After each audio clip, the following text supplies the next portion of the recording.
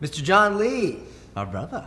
both of us have got millions of dollars in clients through some sort of event or speaking type of thing, right? You primarily do in-person events. I primarily do virtual events. And we've both done millions of dollars with this model.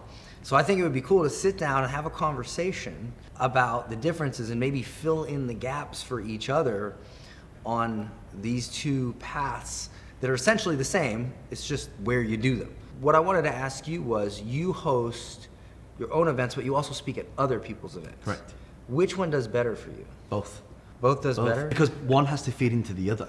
Because the hardest thing with, as you know, there's even online, like a lot of the advertising you do, the cost per lead is getting a little bit higher, the show rate's getting lower because a lot of people may be desensitized to it.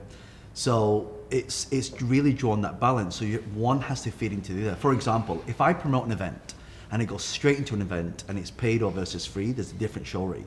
Like free, you're going to get about 15%, right? But if it's a 2-day event, it's going to drop. But if you go from a live 15% event, 15% of what? What do you mean? show rate, because it's a Really? physical event. It's more.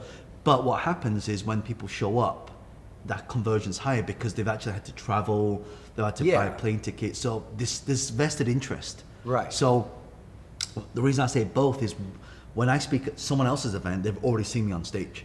So by the time they come to the next event, if I speak on someone else's stage and then I run an event, the show rate jumps up to 30 to 35% because they've already seen me on a stage. All right, let me back this up. So you go, you do like a 1-hour talk at someone else's event. Yep. You sell a ticket to your event. Sometimes, or sometimes they don't allow me to sell. Sometimes I give it away. And actually a good strategy I use is what we call a pay what you want model. So you make the promoter look good. You say, look, hey, I'm speaking at Dan's event. This is the first time I'm doing this and I'd like to do something special for his community. How many would like to learn more? Okay. So what you do is, let's say you run an event, let's say you speak at an event on Monday, then you time the event. So you basically book in the same venue, right? On the weekend. Because they already have a 3-day event, and some people, and the ones that are willing to change their flights and things like that, those are the serious ones. Okay. Because you're already there anyway, so then you don't have to fly there, fly back, and fly back again. So I time it at the same event. So if But how do you know those people live there?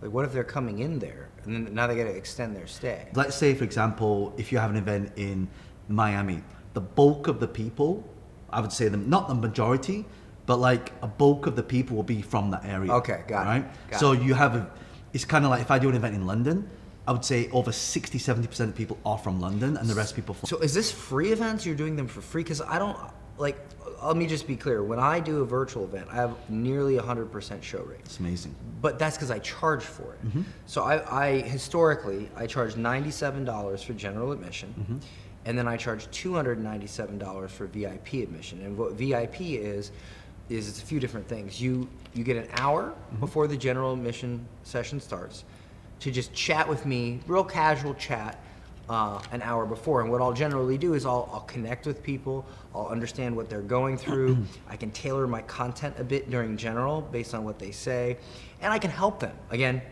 show them I can help them by helping them, like actually legitimately help them.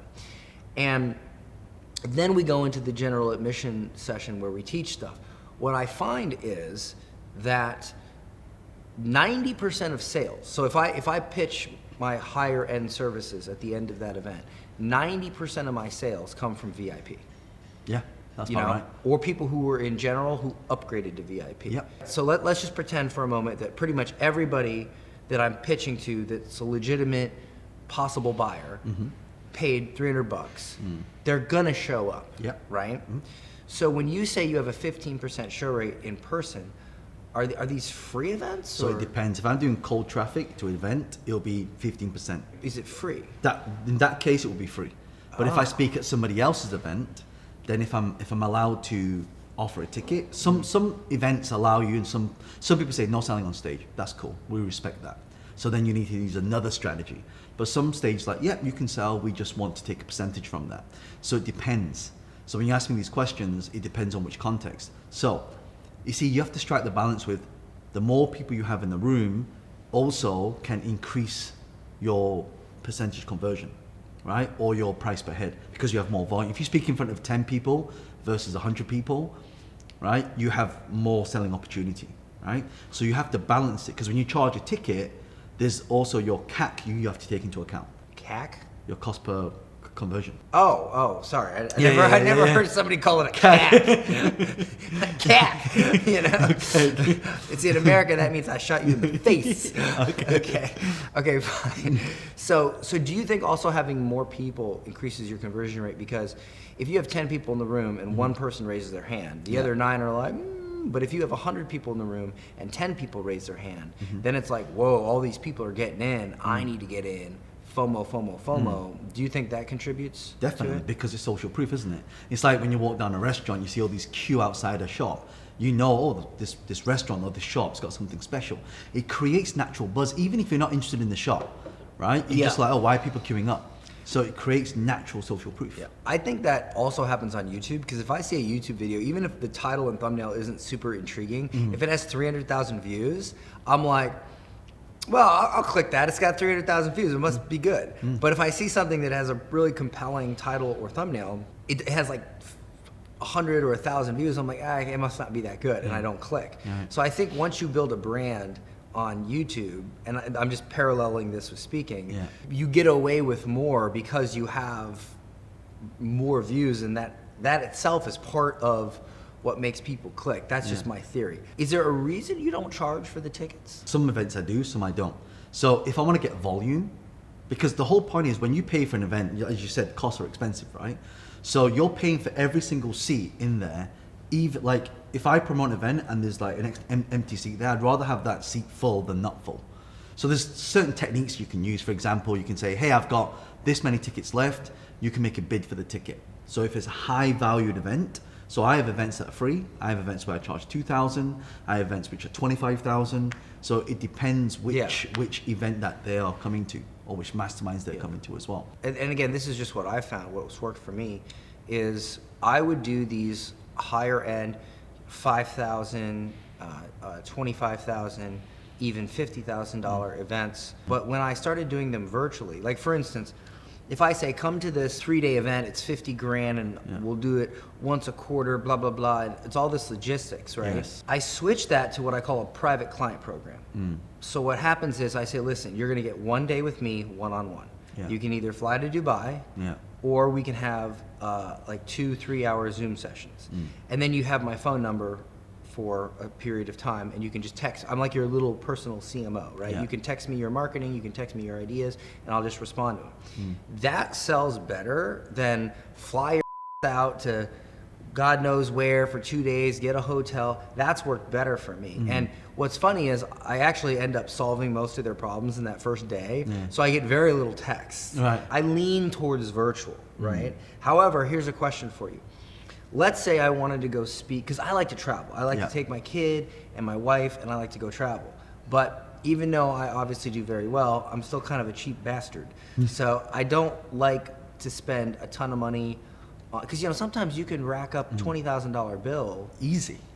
I mean, like first class flight is what, 10, 15,000 already. Oh my gosh, to go to America, just business class is 30 grand for my family to go to. And I'm thinking 30 grand, I could put that down on an off-plan property here in Dubai. Okay, so here's the difference, right? I used to think like that, right? Because during the pandemic, everything I couldn't do anything live, so everything was virtual. You know what I found? Even though I was making money, I was losing market share in terms of positioning. Right? What do I mean by this? So you go to my Instagram now, right? You'll see me on a stage with 5,000 people, right? And then you ask me, how do you get those gigs? How do you go into? How do you get that promoted? How do you get that book deal? How do you get that podcast? So when you're in demand, again, it's a social proof thing. When someone sees me on stage with 5,000 people, then so the gig that I'm going to now, so I'm touring with Deepak Chopra, right? So he's a big name.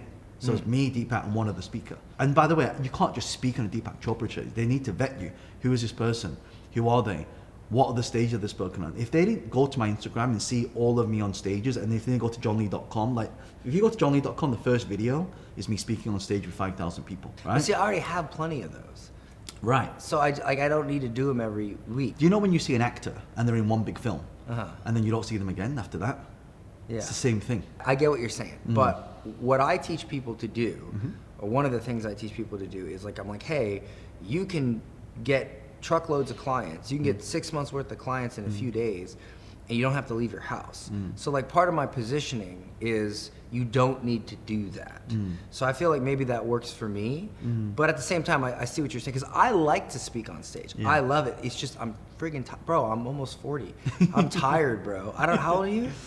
I'm 43. I'm just tired, bro. I don't want to fly around all the place. Like I can get clients virtually, so I don't, but I like doing it, right? Like I won't lie to you, I like doing it. I just don't like doing it every weekend, you know? And living here in Dubai, John Lee's sitting here. Like it's you guys are in and out. So I just like, hey, come over to the house, let's do it. So I get that. Here's my question to you. I do like to travel. So when I pay 30 grand for tickets or whatever, right? I'll generally do an event in that city, and I'll do like a copy and persuasion seminar for 5 grand. 10 people will show. That's 50 grand. I might soft pitch something at the end, but that's 50 grand. That pays for my flights and gives me 20 grand for restaurants and whatever. I'm good. I'd also love to be able to say, hey, there's this event that I want to speak at. I'll go speak at it. And you know how sometimes they'll pay for your expenses, right? But that's not enough. No. For, you know, at our level, it's not enough. And maybe before it was great.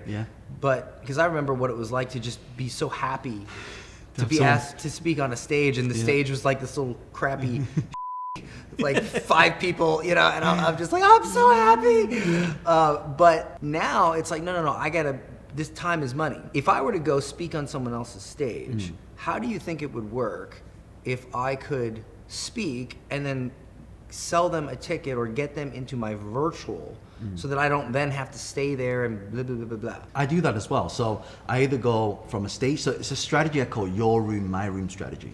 So you go to somebody else's room. So I say, look, if you want me to speak, pay for my first class flights, my manager comes along, 5-star hotel, 100K fee, right? So they'll always bulk at the 100K fee. Because I know I can make more than that. This is a price marinade. Like, okay, well, we don't want to pay you, but we'll pay for your flights and the hotels, and your manager can come. Okay, great.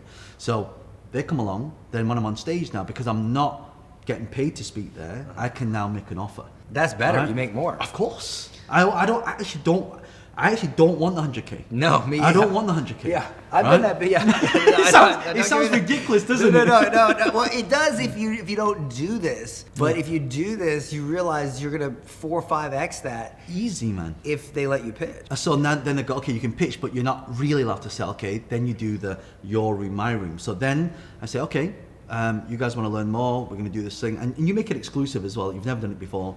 Then you come into an event, and that is part of, you know, a gift for their community as well, so they get extra value. So you have to upfront the cost, but you know from that you'll make more from it. So for me, I tell you another reason why in-person is so important. So my business model is a little bit different. It's not just about offering a coaching or mentoring or consulting. It's like, I actually want to invest in a company. My goal is to get to 1,000 companies that make 10 million each. That's my goal. I'm at 25 now, 4 of them are unicorns. Wow. So I want to pick up more of them, because you and I have become the brand of something, right? Problem is, if something happens to you and me, it is going to be a problem. So then you take your brand, you flip it the other way around, and you let other companies leverage your brand and expertise. So now, instead of me spending 15 years with one company, I can spend 15 years with 100 companies and take 10% of each one. Yeah, I like that. Right? Yeah. That's much smarter. I do that a little bit now. I have clients who I help them write their stage presentations, but for virtual, and then I get a percentage, because I just help them write it. I'm like, here's what to say. Here's how to get people. I always say, if you want to make millions of dollars with your mouth, okay, unless you're Heidi Fleiss, that's a hooker from the 50s. Sorry, Florida joke. I'm from Florida. You fill the room with the right people, you say the right thing, you make the right offer. I help them with their offer, I help them say the right thing, and I help them fill the room, and then I take a percentage. The problem with that is, and maybe I'm doing it wrong, is I make more money when I just sell people into a program where I work with them and I don't take a percentage. Like, I have one client, we've made probably $400,000 in commissions. Yeah. So they've done very well. They're very happy. But they're not launching as often as I'd like. Like I want them to launch every month. They're launching every like 6 months. But this is the thing, right? You have to work with qualified people. Like it's much easier. Like a lot of people in our industry, they go, okay, let's take something from 0 to 1.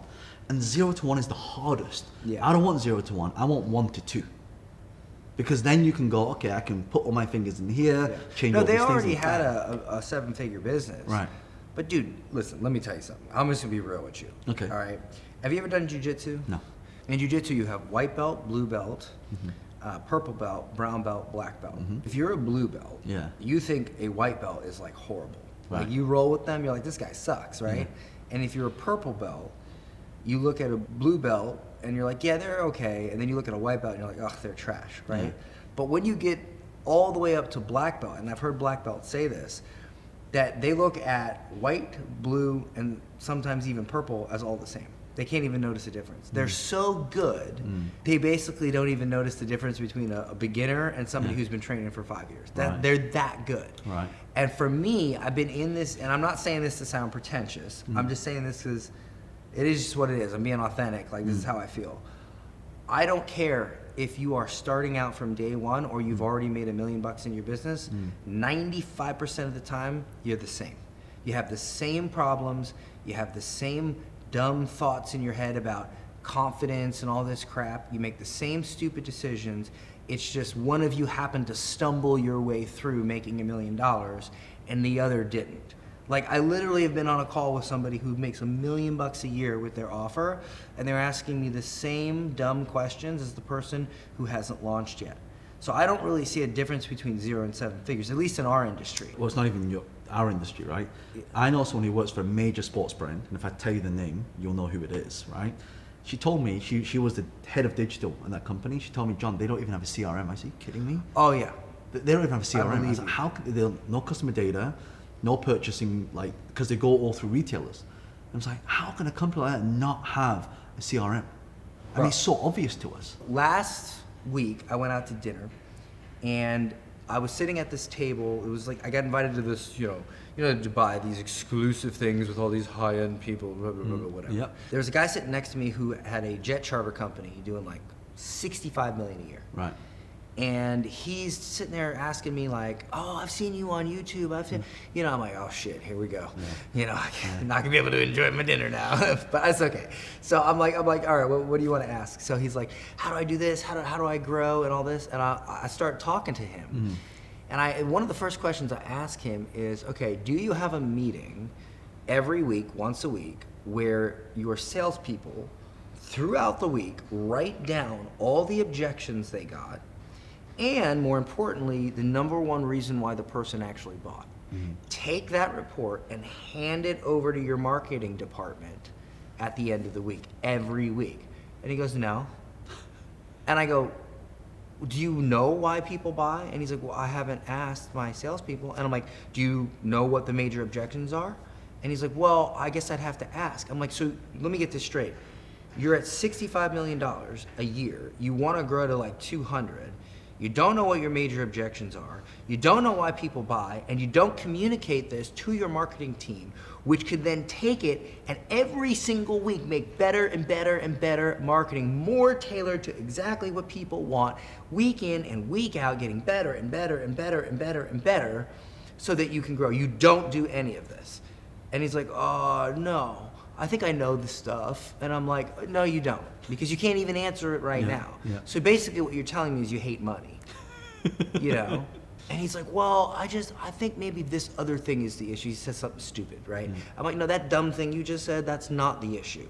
You're not doing 101 basic, right? Marketing is senior to sales. I can take a good marketing team and outperform you guys could just all go away, and I could still outsell you with a good marketing team. Okay, you don't need sales, you need marketing. Marketing can exist without sales, because marketing can handle sales by themselves. Yes. Okay, so you need to communicate what's happening to the salespeople so they know what to do. I don't know how you're making $65 million a year, but to me, you're on the same level as the guy who just read a Russell Brunson book. It's like, oh, what's a funnel? Okay, you look the same. Okay, I don't care if you do $65 million a year or not. It doesn't matter to me, right? You're the same, okay? Money does not mean you know what you're doing. It just doesn't mean. You could have walked in to a freaking restaurant one day, stepped on someone's toe who's a billionaire, apologized just the right way, and all of a sudden you got a contract. Doesn't mean you know what you're doing. A lot of people are not strategic. They don't like, they do things haphazardly. They don't figure it out. They don't reverse engineer the process, and then they're not strategizing. The strategy changes a lot depending on what the market conditions are. That's why you asked me about, okay, why am I going back from online to offline? And by the way, I still do both, right? Yeah. And one feeds into the other. So the question is, by again, people watching this, they want to get more clients. Why is online and offline important? Because they are feeders, right? They are feeders into something, and it also depends on the end result.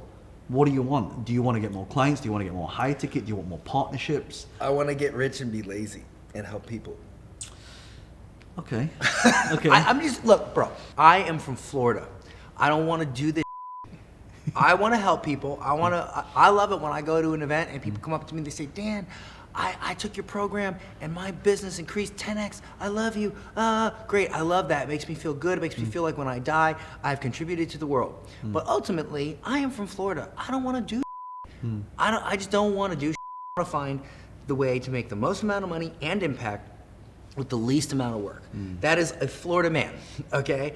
And you know, Bill Gates talked about that a lot. He said, I hire the laziest people because they always figure out the easiest way to do it. So for me, I want to be lazy. Like, I'm not lazy. No one would ever, who's around me would ever say I'm lazy, but I say I'm lazy. And isn't it funny? People who say they're hard workers, they're generally the laziest. And people who say they're lazy are generally the hardest workers, because that's what makes you a hard worker, is the fact that you think you're lazy. My point is, I always try to find that, but I like to speak on stage, and I want to get into like maybe some specific tactics that I don't know, or that I have, or I'm very rusty on, that you that don't apply to virtual, that you obviously have mastered because this is what you do. But before we get into that, I just want to ask, what kind of results have you had going and speaking at someone's event for an hour and then getting them to go to a virtual? On offline to online? Like, for instance, let's say you go speak at an event, there's 100 people. Yeah. You pitch. 100 is too small. Okay, too fine. small. You need at least 1,000 people. Wow. Minimum. Well, I want to talk about how you land that in a second. Like, too. it's not worth 100. Like, No, I want to know how you do that too in a second. So I've got a mental to-do list in my head for you. But what I'm saying is you're in front of 1,000 people and you're like, hey, buy this ticket to my virtual event. How many people do you get to actually come? If it's a cold audience, 8 to 12%. If it's a hot audience, about 15 to 20%. They're all sitting in a room. What do you mean cold or hot? So, for example, if I speak to a Tony Robbins audience, for example, that's a hot audience. Why? Because they've already got the mindset to be able to do self-development. But if I go to, an event with just, let's say, lawyers, for example, and they've like corporate world, for example, that's more of a colder audience. And also, have they paid to be there, or is it free? And then also, if they've paid, how much have they paid? Have they paid below $100, $500, or $1,000? No, that makes sense. Yeah. Okay, so what was the range of percentages you said? So if it's a cold audience, 8 to 12. If it's a hot audience, 15 to 20. So 10 and 17. So let's take 10 plus 17 equals divided by 2. So that's an average of 13.5%. Let's call it 13. Yeah. Right? So if you speak to 1,000 people on average, and you times that point, 1.3, you're getting 130 people minimum to come to your event. Yep. Virtually. Yeah. Okay, and do you charge for this? Yes. Okay, what do you charge? Like $97? No, $1,000 minimum. Oh shit! Really? Yeah. You got to do $1,000 minimum. Oh, that's right. Doing it online, you can't be like, hey, I'm a Facebook ad. Give me $1,000. Yeah, I got it. Yeah. Okay. Because it's actually not even the front end that matters; it's your back end that matters. So the lower they pay, I found that the conversion, it differentiates depending on how much they pay. So if they pay anything above 500, the conversion is a lot higher at the back end. Oh, bro, one time I had people that came to an event, 2-day event I did, and all of them had paid for my $10,000 program. Right. Some of them paid when it was $5,000 because I had raised the price. Yes. So these are $5,000 to $10,000 buyers. I had 158 of them. It was actually more like 150 because I had team on, so like 152 people. And I did 1,028,000 on that event. So that's like $6,500 a head. Wow. Virtually. 158 people. And I did it over $1 million. Wow. Yeah, but like to your point, they already had, all of those people had already bought a $5,000 to $10,000 consulting package from me. Right. And then as a part of that, they got, actually no, I was a made them pay $600 for it. Probably Like shouldn't give it for a- us, like we know how stuff works. We know if someone pays, they pay attention, right? They pay attention, they'll implement. If they implement, they'll get results. And then in my business model, okay, I want to partner with you now. How can I help you with your business? And you know, what's fair for me to take? So you get in a room of 1,000 people. Yep. You convert it about 13%. Yep. $1,000 each. That's $130,000. Yeah. Now, how much of that are you giving to the event owner? Depends. So if it's a big event, 50 to 70%. 70. Yes. Yeah. 70? How often does that happen? A lot. Okay, But why? fine. Because the venues are expensive. But where I'm getting volume. Like the way I look at it is this: people say, "John, you get 70%." That's the reaction I get a lot of times. 50%, okay, that's about right. 70%, But you don't care about that, right? I don't care. Okay, so let's times that by 0.3. Yeah. So you made 30. So you go there. Yeah. They paid for your flights. Yep. They paid for your hotel. Sometimes they pay, sometimes they don't. Let's say you spend 10 grand to go. Yeah. Right. So now you make $39,000. So let's minus that by $10,000. Yeah. So you've made 29 grand. You've made about 30 grand. Yep. For this little trip. Yep. Okay. How long do you speak for? Normally it's 90 minutes. You speak Yeah. for an hour and a half. You make 30 grand, and then you have 130 people come to your virtual event, Yeah. or maybe it's your In person. In person is more costs. So that's why that front end. That's why there's not that much money in the front end. Let's just say only 130 people Yeah. came to your virtual event. That was Yeah. it, right? Yeah. Because I imagine you probably do multiple. Yeah. You set a date. You do Yeah. multiple speeches. Yeah. You get multiple. You don't just get 130. Yeah. But let's just say if it's a live event, the conversion is 40% of that into high ticket.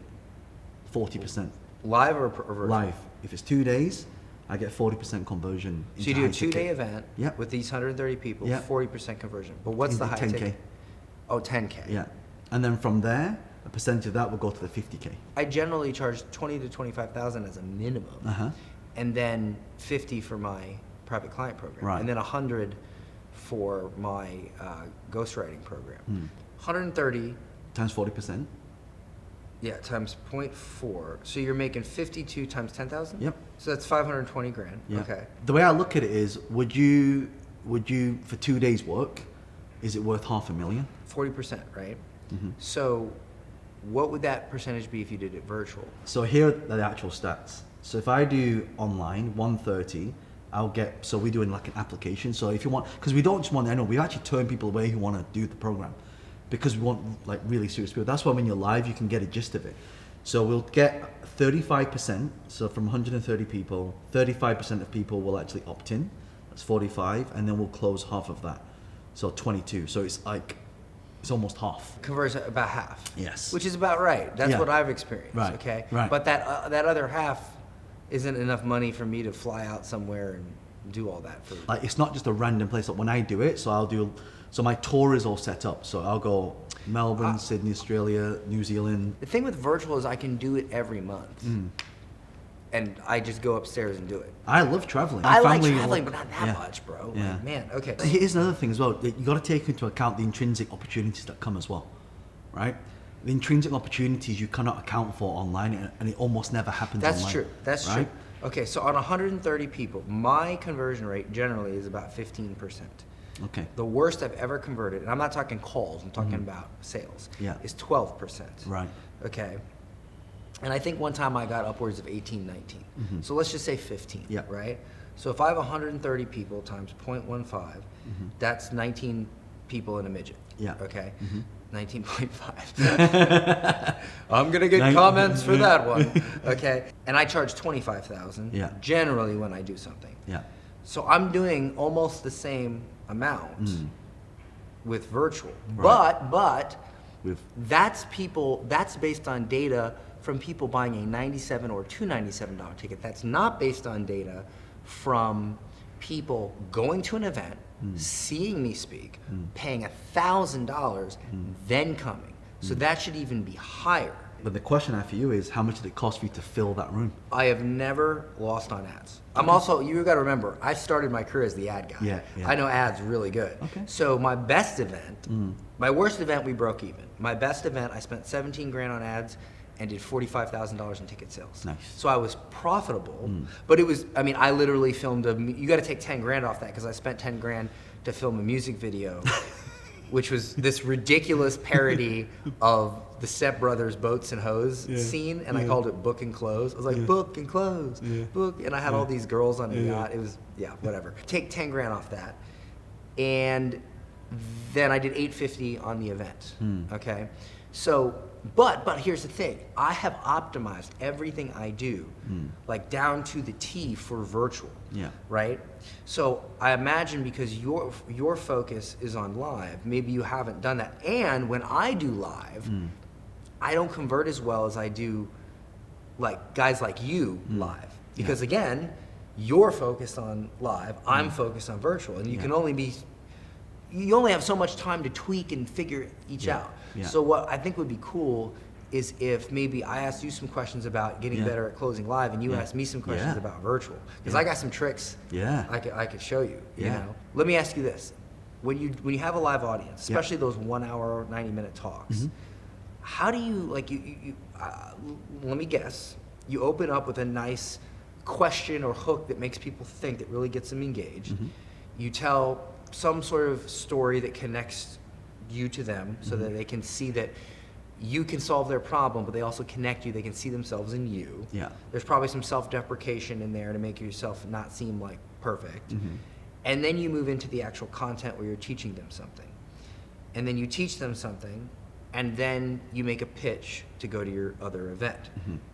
When you pitch it, how exactly are you giving them a QR code? Are you putting order forms on the stage?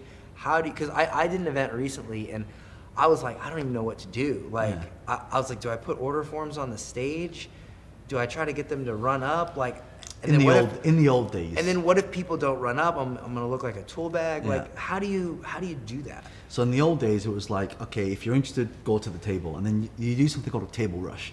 But that's very old school. Like, does that not work anymore? It still works, but people are a lot more elegant now. So now it's like, hey, if you want to do this, here's a QR code. It's a lot more elegant. Yeah, but does it have the same effect? No. Well, first of all, going back to the whole thing of like going on stage telling a story, that still doesn't work anymore now. It used to work. Really? Yeah, you go on stage, like people don't really care about you, right? They care about what they're going to learn. So the first thing I asked the promoter, what's the name of the event? Have they paid to be there? Who are there? What's the demographics? And also I try and get them to send out a questionnaire to ask them how many are business owners, how many are not, how many are working in the job. So I want all the info up front. Based on that info, then I'll create a talk on it, right? The talk's kind of the same, but the examples are specific to those people, just like we talked about. That's before. what I do for repitches. I do the same process. Right. And I'm like, and then what I do is I normally will repitch. And for anybody who doesn't know what a repitch is, you go to an event, the offer owner makes a pitch, and then the next day the platform closer comes up and repitches it and gets more sales. That's how I nearly doubled Russell Brunson's sales. That's amazing. Yeah. But what I do is, so like when Russell pitched, I went around to everybody and I'm like, hey, did you get in? And if they said no, I was like, oh, you know, or like I had some of their staff actually go and do it.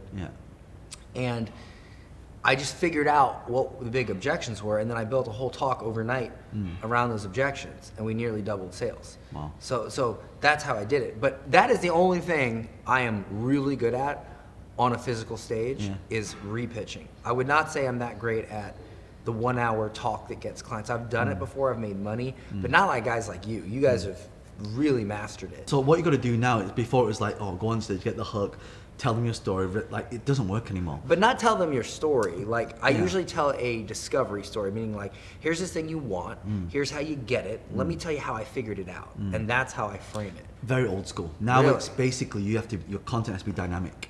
Meaning, you need to basically segue your entire content and weave it all the way through. Okay. I was one time I was in Hong Kong and I started going on stage doing the here's, and people were like, John, can you just get straight to the content? Because people are like, don't forget, people's attention spans are getting shorter and shorter and shorter. So you're saying you take your story, you break it up the into content, bits, and you weave and you everything pop it in. So you everything start with else the in. content, Yeah. and you just plug. Right. Like this one time, like Right, here's the strategy I'm going to teach you, right? So the first thing you need to do is you need to learn about delayed explosion. What is delayed explosion? It's da-da-da-da-da. By the way, here's one thing, I did this and I got this opportunity, I made this much money. So you know what's weave it really all the way funny? in. That's how I do it virtually, but for some reason when I do it live, I default to the old school, and I'm like, this just doesn't seem the same. And then I just realized. Because you can tell, like, you know, you got to read the audience of the people. Right? The reason 1,000 people is a sweet spot, okay, 500 is also good. You can feel the energy in your room. Like, you know, is the audience paying attention? And you'll see, because obviously the lights are on you, right? And you see the audience. If you see the audience start vibrating, they get it. But if they still vibrating? You know, like when you're on stage, you're on a big stage, you see Do you the put audience. something under their seats You see, before they no, get you just see the audience moving, like they start talking to each other, writing stuff down. Oh, You see them moving. And then if you see one section moving, like let's say the right side is completely dead, but the left side, the audience is kind of like vibrating. They're moving. You can see the heads, right, moving. Mm-hmm. You see them vibrate. Then you need to shift the energy to that side of the room, move the energy from here to over there. When I do virtual events, Yeah. they already get most of that information before I get on the virtual event, because what I do is if you buy a ticket, I give you a prep guide and I give you 10 videos to watch. That's smart. And if you watch them, fill out your best takeaways and submit that document before the challenge, before the event starts, or the workshop or whatever. If you fill that out and you submit it before the workshop starts, you get a prize. All that indoctrination stuff, my story stuff, blah, blah, blah, that all happens before they get on the event. Nice. So when they get on the event, I just get right into it and I Weave it. But it's funny you say that, because you're like, that doesn't work anymore. Yeah. And in my head, I'm like, yeah, that doesn't work anymore for virtual, but like an idiot, let me do it live. It's very old school, and don't forget, people who go to these events have seen it time and time again. Problem is certain people that teach this formula, and it's just all the same. Sometimes you want to flip it. Also depends what event you're speaking at. If there's a multi-speaker event, you know, there's lots of events where a lot of people, they go up and it's like an offer after an offer after offer. So if you're like, and there's a perfect spot where you want to speak. So if you're right at the end, the audience has already seen 10 million offers, right? Yeah. So then you need to go on stage, you need to switch the whole thing around, right? So that's what I mean, your content, your speech has to be dynamic. So you start with the close, and then you do the content, and then you reclose at the end. So for example, right when I start saying, hey, you know what, you endorse all the other speakers. Hey, look, you've had some incredible speakers, some incredible offers. I'd highly recommend that you take massive action, because the more that you learn, the more that you earn, right? We all agree with that, brilliant. And I only teach you something in this strategy that builds upon all the other speakers, because this person talks about this person talks about this. So you basically, so that's why a strategy, you should be there at the start and at the end, so you know what's happening in the room already, right? Okay. So you can feel the energy of the room. So then when I say, okay, well, Dan's talked about this, and Stephen's talked about this, and Stella talked about this, this is how it's gonna complement every single one else. Otherwise, they'll compare yours with someone else's. And you say, oh, by the way, I do have a 3-day program where I'll be teaching this specific strategy, and you know, this is going to be the price. And what I'll do is, some of you would like to attend. So what I'm going to do is, I'm just going to take some of the best parts of that training and give it to you. Would that be okay? Yeah. And those of you who want to enroll, I like that. Right. So you just keep it clean, because they know you're going to make I have something to sell. Yeah. This is what it costs. Yeah. And what I'm going to do, since I only have an hour, is I'm going to take some of the best bits from that, and I'm going to teach it to you here as a part of this event. Correct, because they've already seen the offers. Whereas if you're so good, bro. So a lot of people talk about these challenges. I've never done a challenge. Well, to be fair, that's just a word. Right. Okay, you can call it a virtual event, you can call it a challenge, you can call it a workshop. But people do like 5-day challenge. I don't like my events when I do it online. They're 8 hours each day for 3 days. Both work. So that's what I do, but I don't understand this whole challenge thing. All right, let me explain. So a challenge is a virtual event or a workshop where the frame meaning like the angle, is you will go from A to B on this challenge, right? So a workshop or a virtual event or a summit, like everything has its own frame. A summit is, I'm going to invite a bunch of speakers, they're going to talk about this thing, blah. I hate summits. I hate them. I don't want to deal with other people. To me, it's low conversion rate. It's a show. I hate it. Then you have like virtual events, which is like a multi-day webinar. You're just teaching something. And then you have challenges, which if you do it properly, you're basically saying by the end of this challenge, you'll accomplish said thing. So at one time I did a raise your prices challenge. And the entire idea was, look, you're in a position where you're in a client-based business. You don't charge enough for what you do. You know that, but you're scared to charge more because you're not sure if you're worth it. You're not sure if they'll pay. during this event, I'm going to show you how you can charge more. Yeah. So the whole event was that. Right. And then at the end, I pitched, look, now that you're going to charge more, you're going to need to know how to adjust your marketing and your sales process to capitalize and close on those deals. And we sold a training program to do that. But this can be done for anything. It can be done for health. It can be done for mindset. Right. You can do a whole challenge on. So it's basically outcome based then. Yeah. 'Cause So what- you can do a whole challenge on, say, confidence, and Yeah. then from there, it's like, well, now that you have confidence, you need all these other things that are going to make you a functional human being. Right. Join this, right? Right. So then where do you make the offer? Do you do it from day one, or because I do it in the first 30 seconds. I do exactly what you do, just slightly different. what does it sound like? I always have 2 offers. You know how they say never have more than 1 offer? Yeah. Bull. Okay. Somebody said that who's dead now. All right. I don't take advice from dead people unless no one living has had better advice. Yeah. Okay. So basically, what I do is I start it out and I say, because I'm a big believer in transparency and being honest, right? And so my best sales tactics are actually rooted in pure honesty, ironically. Yeah. So what I'll do is I'll say, hey, listen, guys, you're on this event. You've attended events or webinars or whatever like this before. And, everybody's always selling something. And they're selling something. And most of the time, they don't tell you that they're selling something. So what happens? So The entire time, you're worried. And you're thinking, what are they selling and how much is it? And now you have trouble paying attention to the content. And then if you don't buy, now you feel like you didn't get what you paid for because you were so distracted by that thing. Yeah.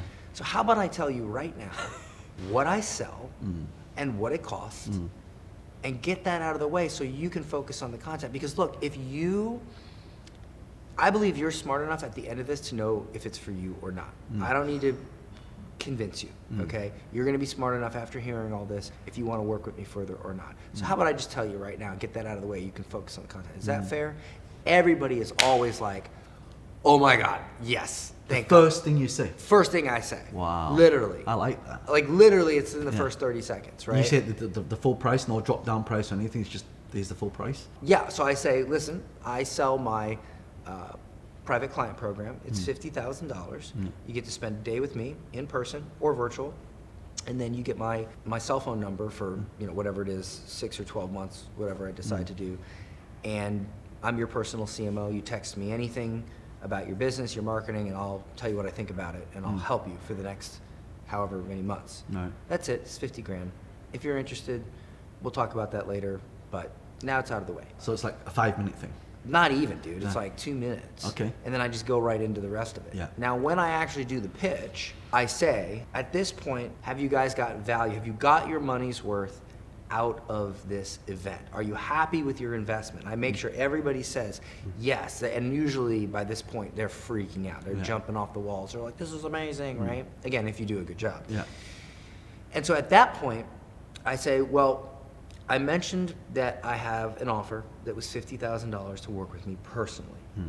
Now, I realize that some of you may not be in a position to make that level of an investment at that point. We have an option that we're launching at this event that's more affordable and will still allow you to work with me and my team. Would you like to hear it? And of course, everybody is like, yes, Oh, and by the way, I also say at the beginning, I say, I don't expect most of you to buy this. Like when I say the 50,000, just set expectations. Yeah. I expect most of you to say no. Yeah. So it's okay if you say no. I don't, most of you are gonna say no. It's fine, okay? Anyway, so when I say that, then I drop the, whatever it is, $25,000 program. I fully pitch it, here's what you get, da-da-da-da-da. Now, why do I do this? It's because if you go through this event, after 3 days, 2 days, whatever, you hear a $25,000 price tag. The first thing you think, or even if it's 10, doesn't matter, it could be 10. The first thing that you think is, oh my gosh, $10,000.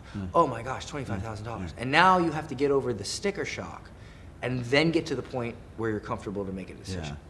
But if the entire event you heard 50,000, you're expecting 50,000. And so when you hear 25, now, It's past comparison. it's a release. Yeah. You're like, oh, it's only 20. Oh, I can make 25 work, right?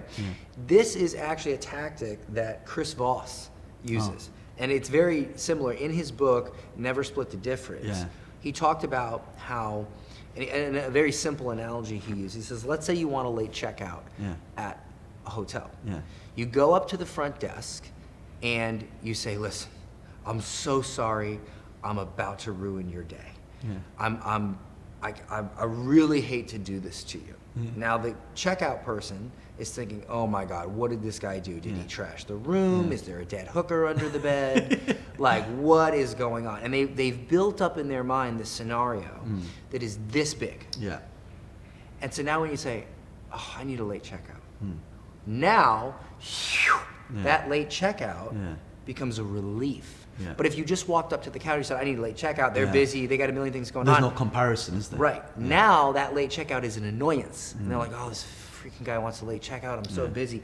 But if you build it up in their mind where it's this horrifying thing, and then you're like, oh, I want a late checkout. And then they're like, oh, it's just a late checkout? There's no dead hooker? Okay, I can do that, right? And here's the crazy part about this. You wanna know the crazy part? Every time I've done this, I get about half and half. So if I make 30 sales, about 15 people buy the 50 and about 15 people buy It's the that- 20. that- I'm not joking you, bro. Wow. And the first time I did it, it was insane because the first time I did it, we did not know that was going to happen. And that was the Raise Your Prices challenge. Yeah. We get them on, and I do that exact pitch. How long is each day for that? Well, so that I did a 5-day. So I do 1 hour of VIP and 1 hour of general. So it's just for 2 hours 5. each day? 2 hours each day. Live or recorded? No, live. Yeah. I know some people do them recorded, Yeah. but dude, So- 90% of your sales come from VIP where you're talking to people. Why would you automate it? Like, unless, okay, if you're already rich and you just don't care, fine. But if you're trying to scale your business or make money, no, do it live. Bro, you only have to talk for 2 hours a day. You can make hundreds of thousands, maybe $1 million, and then you can off for a month. Like, what's your problem? So 2 hours each day. So then, do you find a drop off then? In No, like- there's zero drop off. Really? Well, I choreograph the event where it's super engaging. Yeah. And I mean, again, if you're a beginner and you don't know how to do this, sure, there's going to be a drop off. So is there a call to action all the way through each day, end of day one? If I do 5 days, Yeah. I pitch to I passively, like, kind of just soft pitch to VIP on Wednesday. Yeah. So Monday, Tuesday, Wednesday, Friday. Yeah. I pitch to the whole room on Thursday, and I repitch on Friday. That's amazing, man. That's Yeah. good.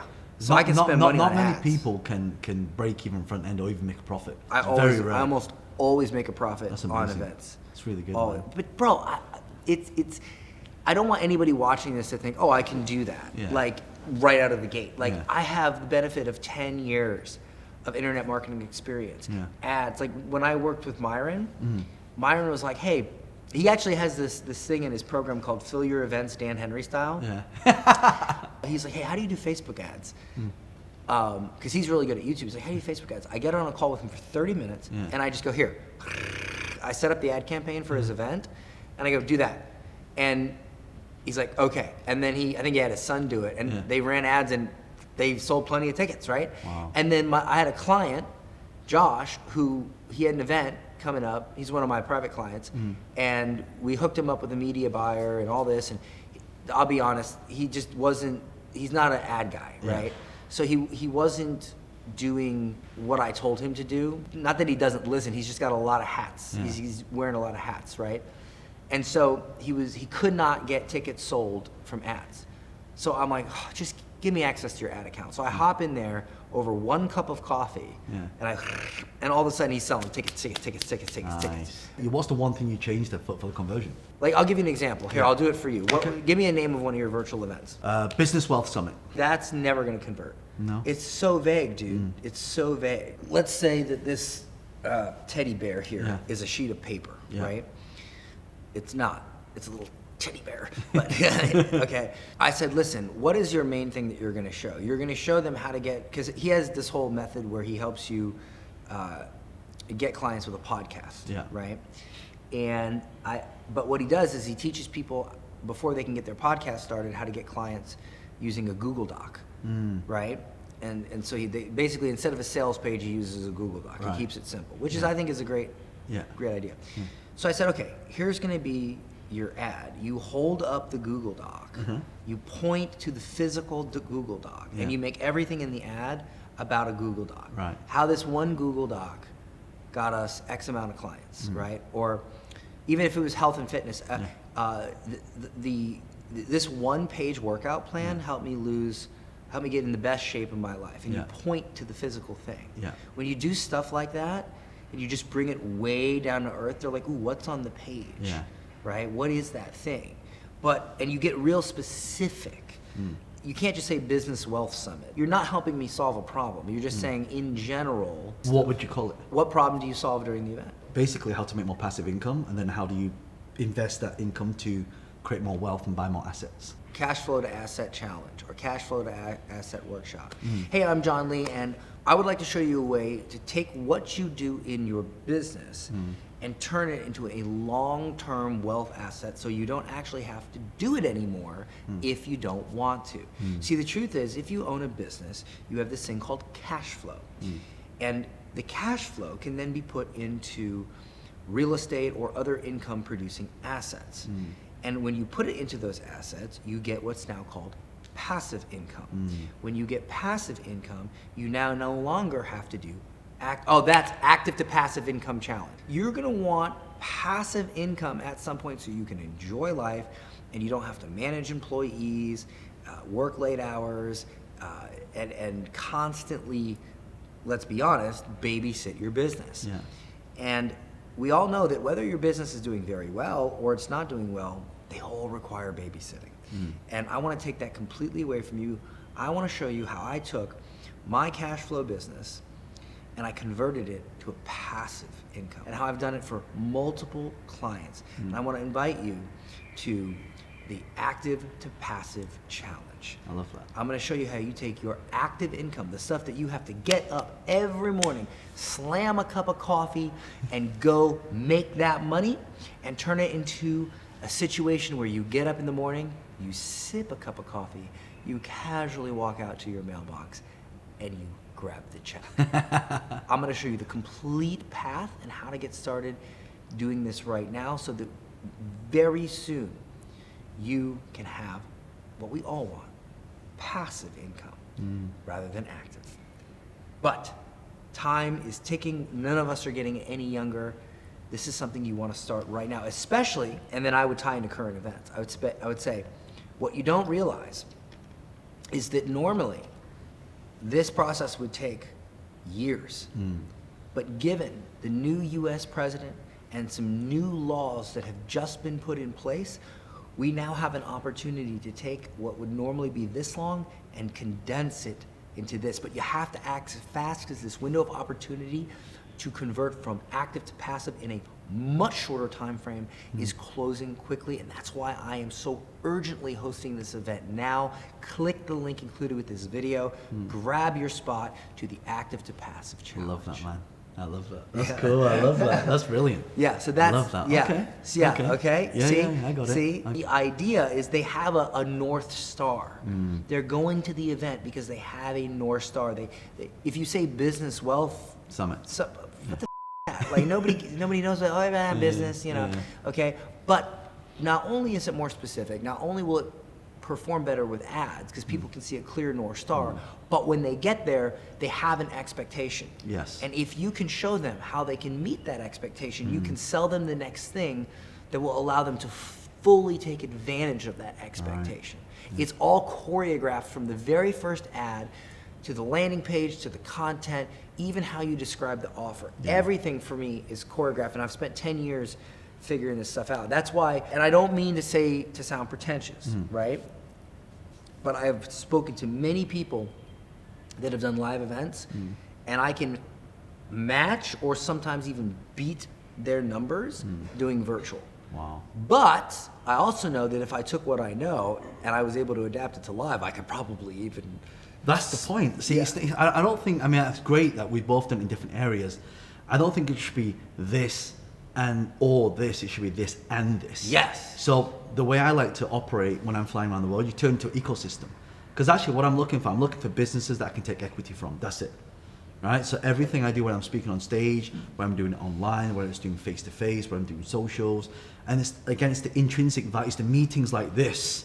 Yeah. You know, outside an event that I just spoke at and the podcast that I get to do, that actually forms, like you asked me how did I get on that with that big promoter? From having a meeting. That's what I want to know. So Okay. first of all, can you give me an idea of something I could do on social? Because what I ultimately teach is like if you own a client-based business, I teach you how to create one single sales presentation that gets you clients for life without a sales team if you don't want. Right. So that's like the very nitty-gritty. If you go to the top of the mountain and you end up buying something from me, that's what I help you do. Okay, let me ask you a question. What type of content you already putting out? Types of content? Bro, we've tried everything. Okay, tell me what you've tried. I'll tell you how you fix it. Sometimes it's clips from nerdy conversations like this. Right, that's the first problem. It's random. So it's got to Yes, be, right, it's right. gotta, so like just like you orchestrate the whole thing. I am not a social media Right, influencer. so- Okay, let's put that out Right. there. So here's what you need: three things. You need a hook, you need lead-ins, and then you need the content to convert, right? Which you already got. The two things you're missing is your hooks and your lead-ins. So for example, when I'm creating content for social, let's say this is the nerdy clip, right? But then you got to think about what is the message behind it and who am I trying to attract. So if it's clients coming in, we have this nerdy conversation, but there's no feeding into it. That means you have to create a lead and a hook before they watch the content. Yeah. Right? So then you create lots of different versions of that. Right? So let's say I have version hook. Let's say I have 10 hooks, but I've got the same, the body of the content. So each hook will go in and see which one converts. So you post it. If it doesn't work, archive it. You post the next one.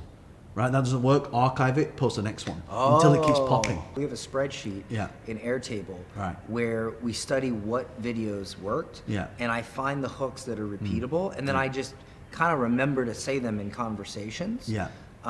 Like I had one go viral the other day where I said, "Did you know engagement rings are a scam?"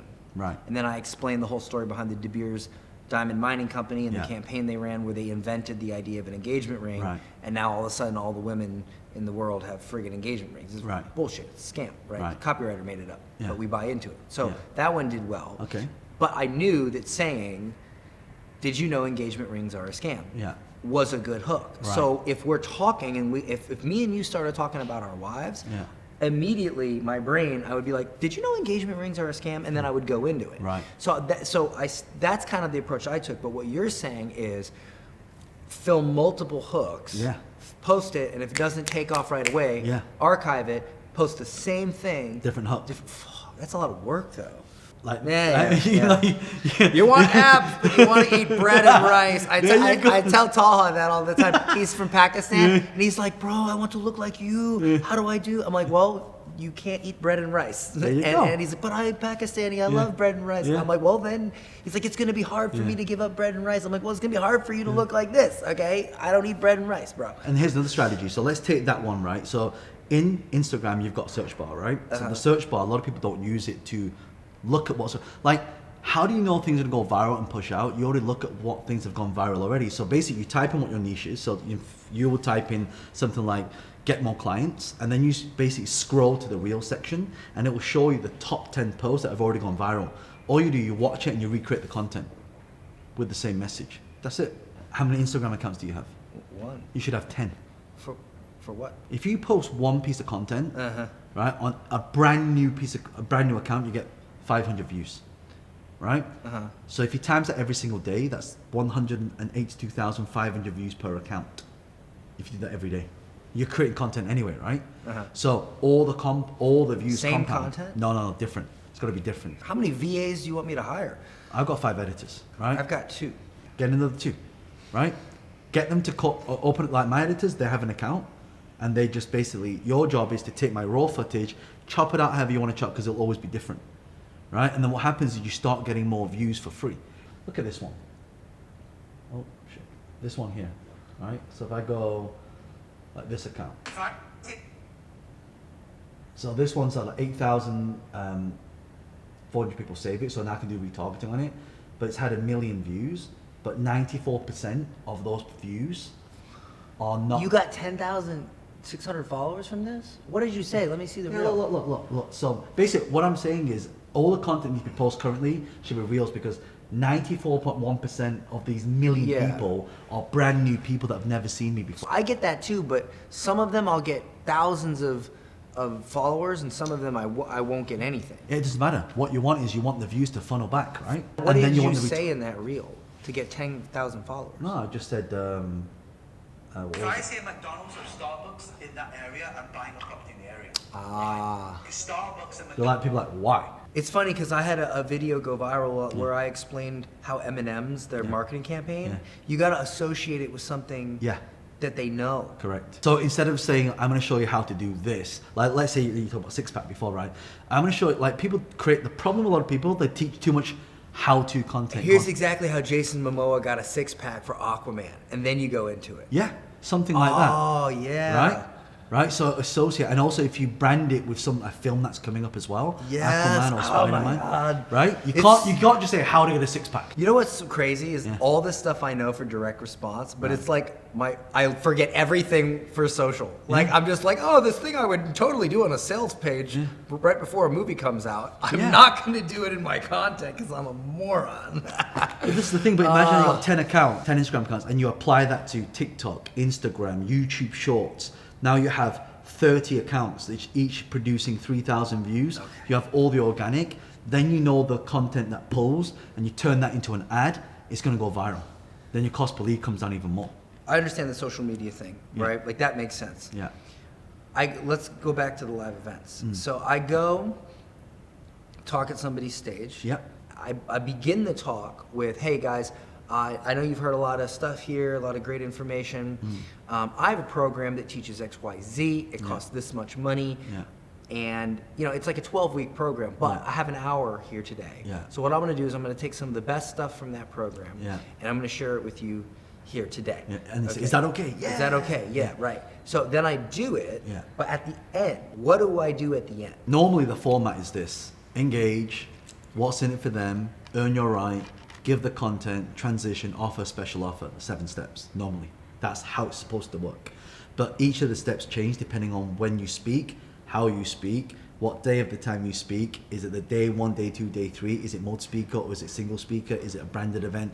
All these things make a big difference. Tell me those 7 steps again, because you went real fast. So the first thing, you have to engage the audience, right? How do you do that? You can either ask a question, Right, you can go that's through the the story, opener, right? yeah. And then you need to tell them, speakers, the mistake, they say, oh, my name is this, da da da da, I do this. They don't care about you. They care about what are you going to tell them.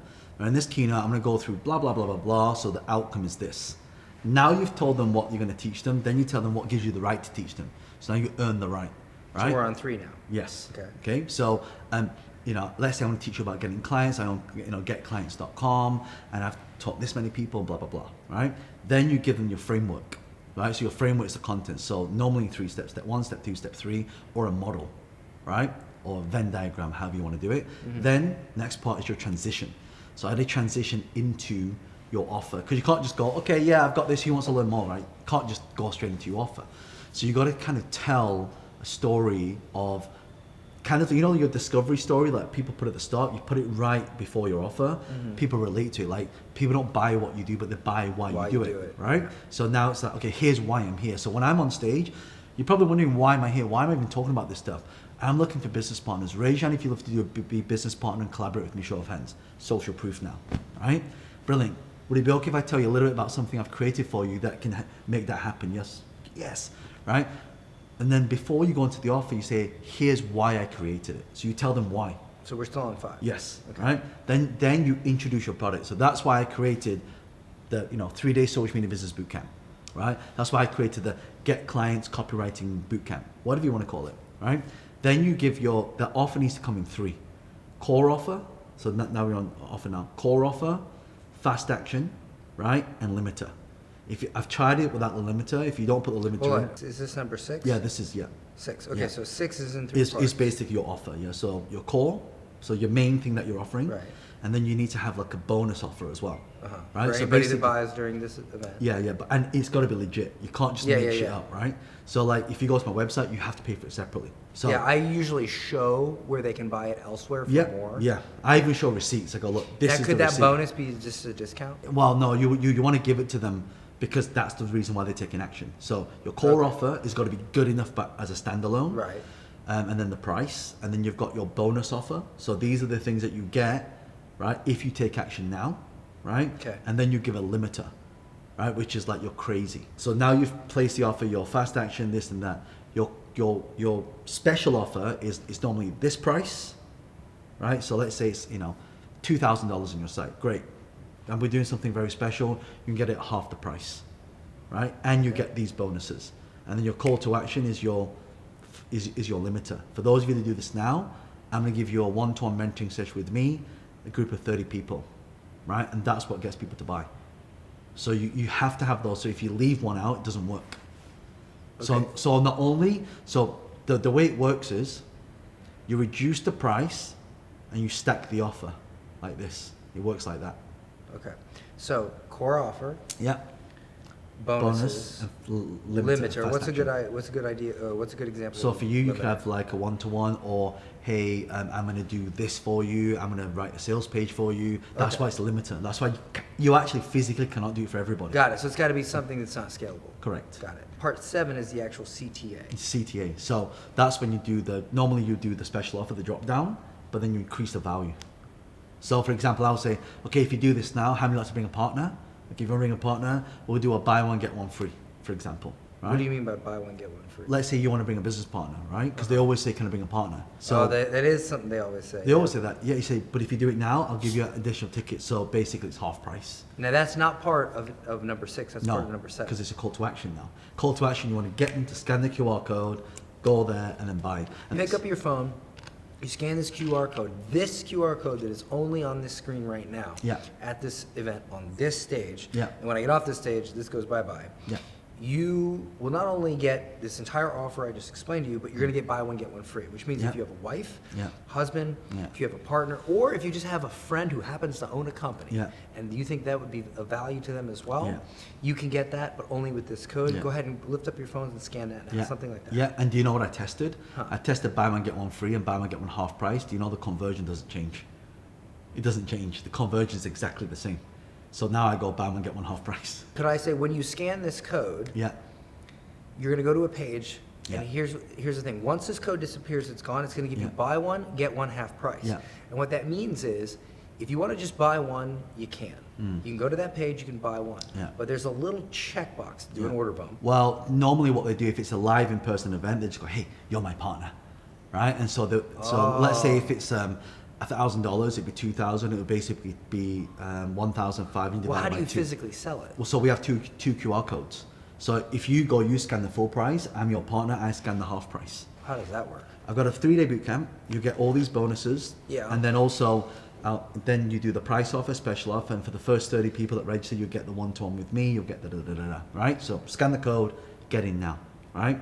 Then, it's like, by the way, how many of you got a partner?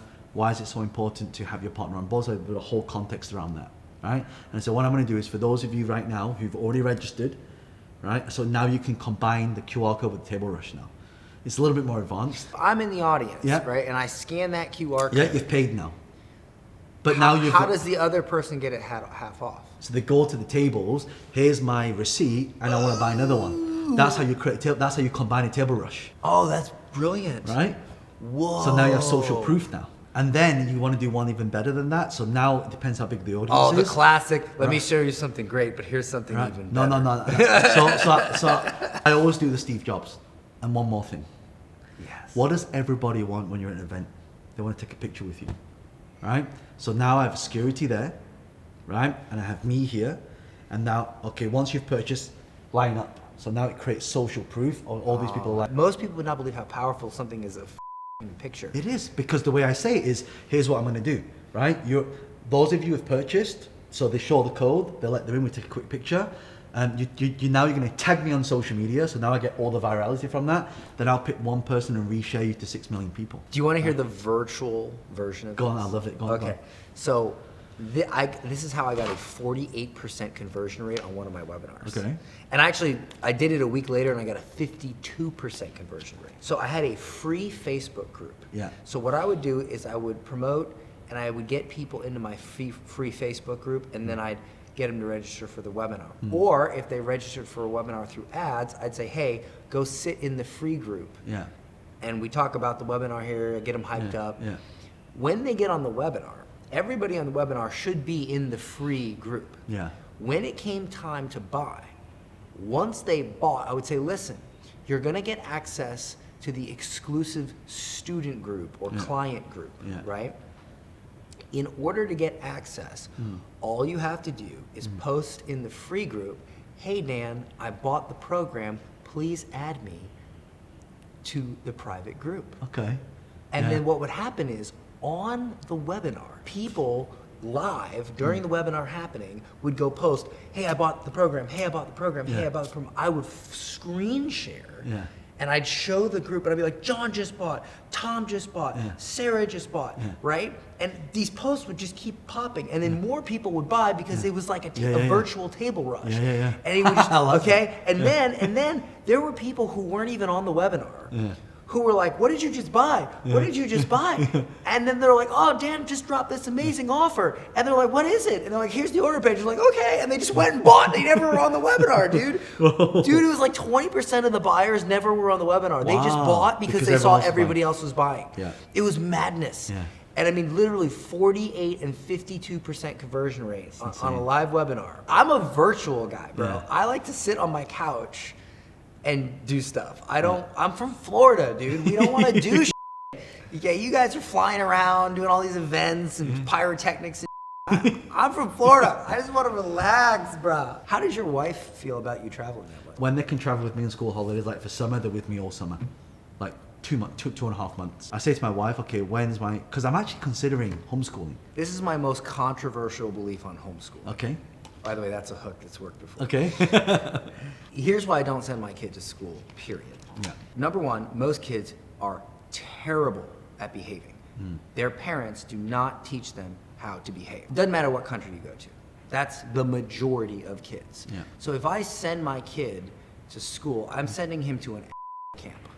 Like I'm literally sending him to a place where all of my good parenting goes out the window and all of the bad parenting that everybody else did now teaches him in the little camp how to be an Yeah. That's number one. Number two, most schools, especially here, they require vaccines and all this stuff. Yeah. And we just, Yeah. whatever, call me crazy, Yeah. we don't believe in vaccines. Yeah. But then how do you manage it? Do you have an online teacher? Does the teacher come here and teach, or? So we have this app, Khan Academy, I think Yeah. it's called, Yeah. and he takes it there. We also have books, Yeah. and we will take time with him.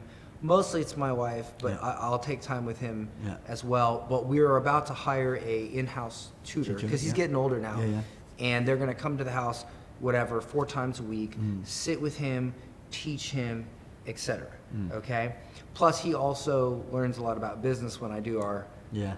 Yeah. daddy son YouTube videos. The thing is the kid, maybe it's not as organized as school, but right now the kid, if I were to compare him to other kids of his age group, Yeah. he speaks better, he knows more, he has a greater understanding of the world and how it works. Whatever we're doing, maybe it's not perfect, but it seems to be working for our kid.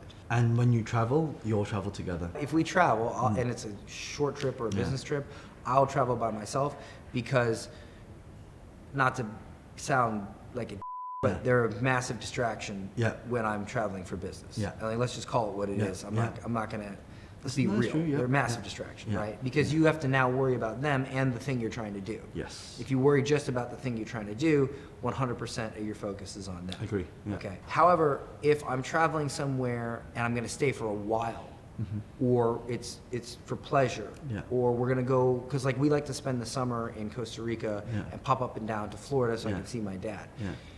Then we bring them, we all travel together. Yeah. And it's, and then if we're there, maybe we'll do it ourselves there. What about or social skills? Because they always say, if you homeschool, they will have social skills. Like, what do you say to that? Bro, I was homeschooled. Yeah. Okay. And I developed something even greater, Yeah. antisocial skills. Yeah. Because when somebody, dude, you know how many people, I'm gonna sound like a total just be forewarned. Okay. Every day I get a message from someone I don't know Yeah. who's like, Dan, we should connect, Dan, we should have lunch. Yeah. And I'm just like, no. Okay? Yeah. Now you come into town, that's different because we're friends Yeah. and we're both big players. I know that if we sit down, it doesn't matter what we talk about, Yeah. it's gonna be worth it. We're gonna give each other value. Okay, but if it's just some random person who hasn't really done something in the industry and they just want to hang out and connect, like you got to sell me. Like if I reached out to you Yeah.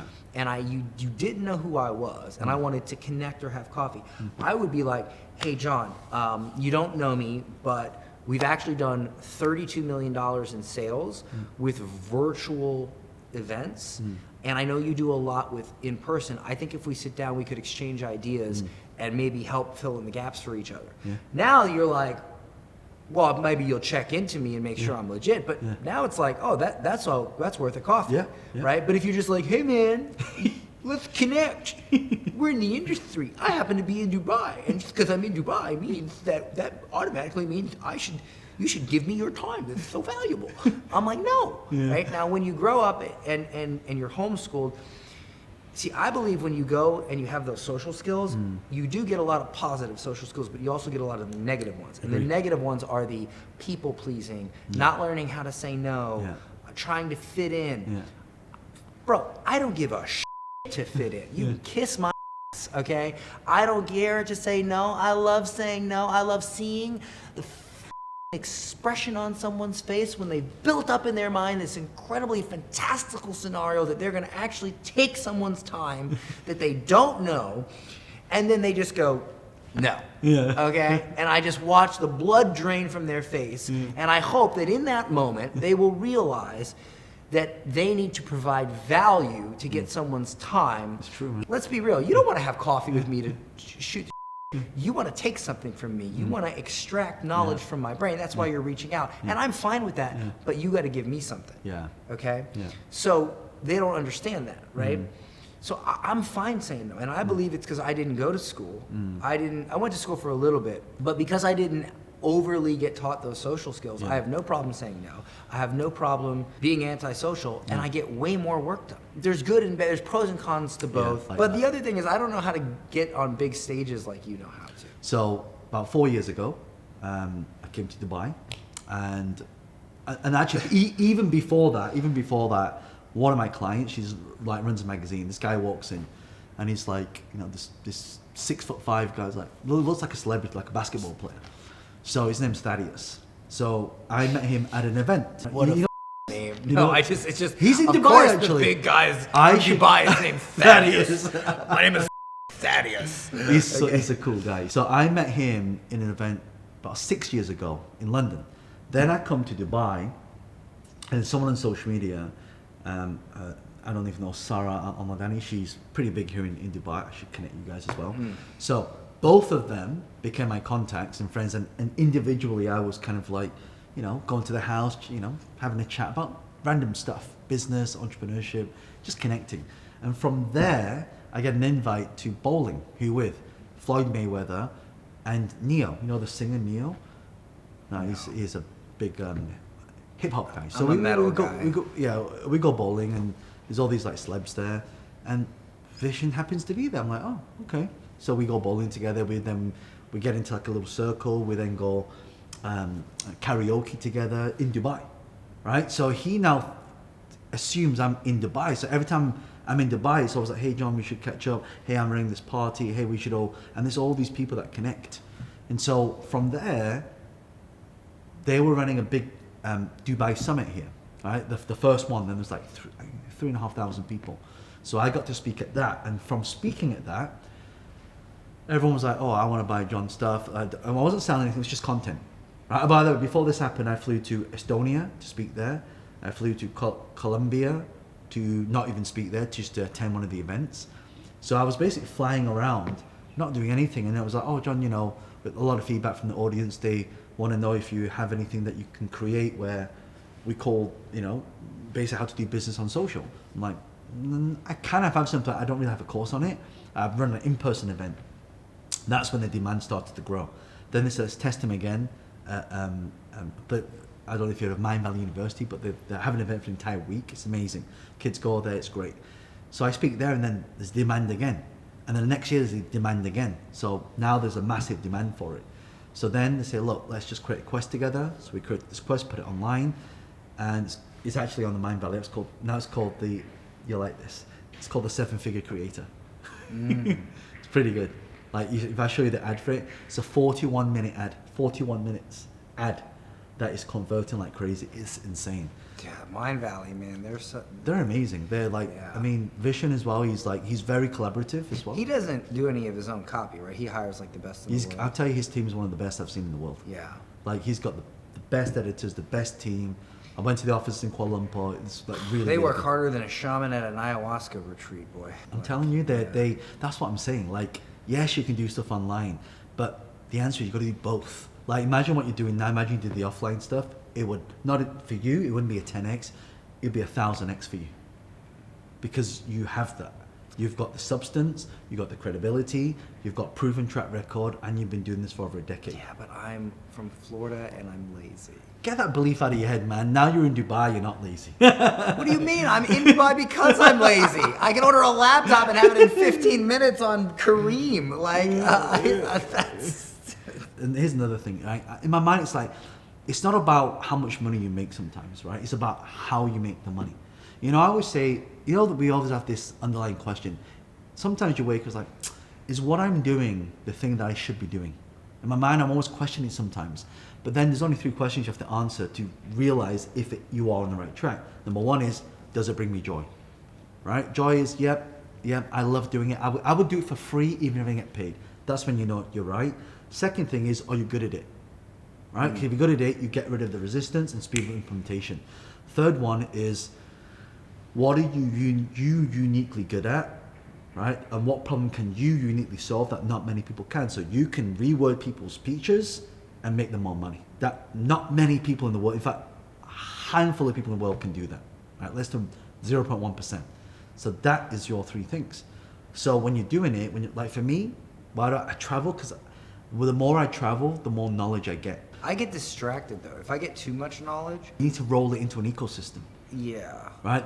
So that's how I've done it. Like when I'm hanging around with my billionaire friends, there wouldn't be that many opportunities they would fly over to my house. I mean, they have sometimes, but they're so busy doing things, so you got to meet them where they're at. Yeah. And then sit down and have coffee. And that coffee or that steak is worth millions. Right? It's just one passing comment like, oh yeah, John, I'm investing in this company called NVIDIA. Fuck, I used to play that stuff, you know, graphics cards on a PC playing, you know, War of Warcraft, StarCraft, and all those like games. World of Warcraft? I'm a gamer as well. I used to work for EA Games. Like when someone asks me, like, why do you think you get your edge on business? Why are you so strategic? Because when I'm playing games, it's like, okay, how did this? Like you have to know all the characters. Have you heard of a game called Street Fighter? Yeah. You must have, right? Well, I'm not retarded. Right. Yeah. Okay. Right. So you must have played that at some point in your childhood, right? Yeah. I know, depending on what character that you pick, I can pick the character and almost always win. Why? Because I know the strengths and weaknesses of every single character on there. Because I've played everything. Yeah. Right? Oh, yeah, so it's the same yeah. thing. So when I go into business, what's the strengths and weaknesses? You know, it's the old classical SWOT analysis. Strengths, weaknesses, opportunities, threats. See, I do that with movies. Movies. Yes, because to me, when I watch a movie, that's copywriting. Right. Right? Because they have to sell you on the movie. So like think about it. Okay. The title of a movie is sort of like a headline, Yeah. right? The trailer of a movie is sort of like the lead or an ad. Okay? Yeah. They are ads. Yeah, yeah. The beginning of the movie is the lead. It's because you know how like most movies start out with high drama? Yeah. And something crazy happens Yeah. and you're like, oh my God, what happened? And then it goes into this like normal kind of scenario and you're like, okay, well now we're learning about who the characters are, but something happened over there and I know if I stick around in this movie, later on it's gonna pay off and I'm gonna discover who that guy was, who is the guy in the mask or whatever, right? Yeah. That's the same way you create a sales video or a webinar or a video sales letter. It's the same thing, right? Like when I start, I have a webinar that sells our AI copywriting software. Yeah. So I have a screenshot of a bunch of payments for $500,000 a piece. Yeah. The first second of the webinar, I'm like, let me show you something strange. These are payments I received for work I did not have to do because we used AI to do the work. And that's what I'm going to show you how to do on this webinar. And then, okay, so now they're like, they saw the payments. They're like, wait a minute, he made that money without having to do stuff. Like it creates, it's like a retention hook. It's a hook that pays off later. They do it in every good movie. Right. Well, they really do it in every movie, but Yeah. the best movies have the best hooks, Yeah. right? So I view movies and then the character development, the backstory. For instance, do you ever watch a movie and you like really like a character. Yeah. Okay, that's by design. Right. Now think about this. The character that you like, usually, that character has done something charitable. Yeah. Something bad has happened to them. Yeah. Something has been taken away from them, or the threat of something has been taken away from Yeah. them. Right. Yeah. Like one of those or many of those things Yeah. always happens. That is what psychologically makes you like them. Right. Like for instance, Batman, right? Yeah.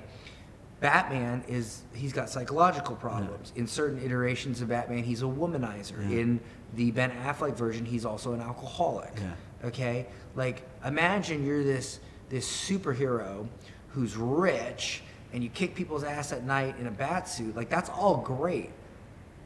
But if we stop there, why would you like that person? Oh, wait a minute. He's also got severe trauma. Yeah. I can relate to that because a lot of people have trauma. He's an alcoholic. He has addiction problems. Oh, a lot of people can relate to that because they're addicted to either alcohol, maybe they're addicted to work, TV, whatever. Yeah. Like you go through it. Oh, my parents died, or I had issues with my parents. Everybody's got daddy issues. Yeah. Okay. I mean, everybody's got daddy issues. I'm from Florida. Trust me, a lot of daddy issues. Yeah. Okay, and so you see how that's designed. Yeah. I love to study movies because it's one of the greatest examples of copywriting and marketing. Wow. Without you having to learn from some turd that's selling you a course. I love that, man. You know what you should do as some content? Go through a movie like Batman, that exactly what you just did, turn that into social media content. Now you get all the clients. I'm starting to realize that I can do content where I break down popular companies' marketing, like for instance the M&M story, right, or the diamond ring story. Yeah. Like I have videos where I break that down, and so that's stuff that's stuff you can relate to, and then I show you the marketing strategy behind it. Yeah. So yeah, maybe I could be like, here's why you and your kids love Batman. It's not by chance; it's by design. You see, this is called engineered flaws or engineered something. I'll come up with a name, and I'll be like, think about it. Batman is this, and I just explain what I just explained, and then it would work. You know, if you just put something weird in your, like, you know, I've got like all the Marvel toys. Like I've got a Thor hammer, I've got Iron Man mask, I've got the Eye of Agamotto, I've got. There's a store here in Dubai called The Little Things, and they have these really expensive, like Batman and superhero figurines. Yeah, totally. Every time I go there and I want to buy one, my wife is like, "Why? What are you doing? Like, why? Like, you don't need this." Now I can sell her on why I. Okay, try this then. Try the same story with Batman and without Batman in. I'll put money on it. The one with the Batman figurine will get you more views. Say the same words but use the Batman. Exactly the same video with and without Batman. And then compare the views. Yep. Compare the views. Show compare that the to my engagement. wife. Yep. And be say, like, there you go. She's not gonna invite you for dinner. I know. Thankfully, she never watches my content, so she'll have no idea it was you behind this little scheme. So This is very different to a lot of the podcasts I do. I'm a big fan of Joe Rogan. Yeah. And what he has always said is he doesn't do interviews. He has a conversation and he records it. Yeah. And so that's what I try to do. I try to bring people who've made a lot of money, who are good at marketing, entrepreneurship, business, and just have a conversation. Record. I mean, look at you. You're in your friggin' gym clothes and stuff. You know? I mean, who cares, right? Awesome, bro. Thank you so much for Anytime, coming. bro. Yes, Anytime. absolutely. Appreciate it. Absolutely.